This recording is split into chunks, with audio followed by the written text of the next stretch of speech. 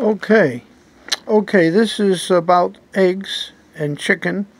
Eggs and chicken, you cannot buy, in our opinion, others can have other opinions, you can't buy eggs or chicken in the United States that isn't been poisoned, in our opinion.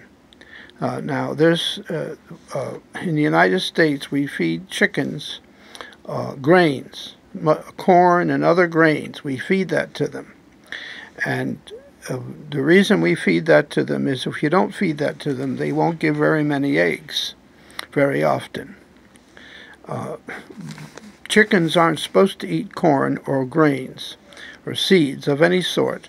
What they're supposed to eat is green grass and bugs. That's all the thing they're supposed to eat. And so the problem is that to get eggs, if you feed a chicken grains and you put phytic acid in it that comes naturally in every seed on the earth, you poison the chicken. And how exactly it happens, I'm not certain, but by feeding the chicken eggs and by feeding the chicken grains and seeds, and they eat little grass and few bugs when they have that to eat. It's like feeding a kid candy. It will eat the candy and they won't eat the other, but it affects them. It harms their reproductive. We give it to them so they'll have more eggs more often. And if you think about it, what we're doing is fooling around with affecting their their reproductive system. We're speeding up their reproductive system. I don't know what to say, but you're making them more sexy than they should be. And it has been thought and said, and we agree, that that you eat that and that affects your reproductive system. It causes problems in our children and us that can affect our sexual life. We won't go into the details. But a chicken has to be raised in the equator and in the tropics. You cannot raise a chicken in the United States effectively well. And instead of feeding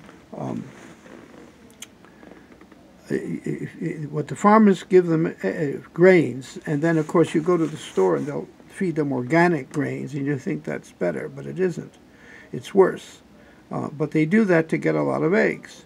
And so they put the chickens in these houses and store them together. The way we do it is so crazy, it's so sick, it's so stupid, but it's the way we do it. So we need to fix that. Instead of having chickens raised by greedy, selfish farmers in the United States and by a greedy, selfish industry that treats the chickens in a horrible way, why don't we let the Mexicans raise our chickens and our eggs for us and buy them from them? And the South Americans and the people who live in the equator and the tropics. If you live where there's a lot of sun, the sun goes down into the grass and it puts vitamins and minerals. It puts things in the grass that make them healthy. And if the chicken only eats grass and bugs, it will maybe only produce 3 eggs a month or 2, much less eggs. But instead of having a million chickens and each one produces an egg a day, and you have 30 eggs a month from those 30 million eggs a month from those chickens, let's have 30 million chickens being raised. Let's feed them only grass and bugs, and spread them out and let them live out in the pasture, where they're in the sunlight and they're happy and they're healthy. And you can't have grass year-round in the United States. It's covered with snow. We feed our cows hay half the year, which is why you can't even raise beef here. But all these Mexicans who are in the United States, who haven't, because they can't live in Mexico because there's no productive work that they can make a living and live well in Mexico, they're working on slave labor wages. They come here to get money to send to their family in Mexico.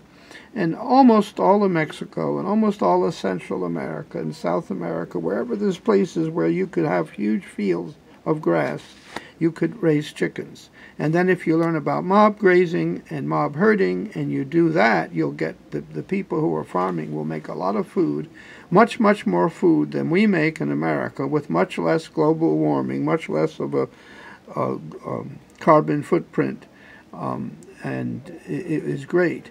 But now, and then this whole issue about cholesterol.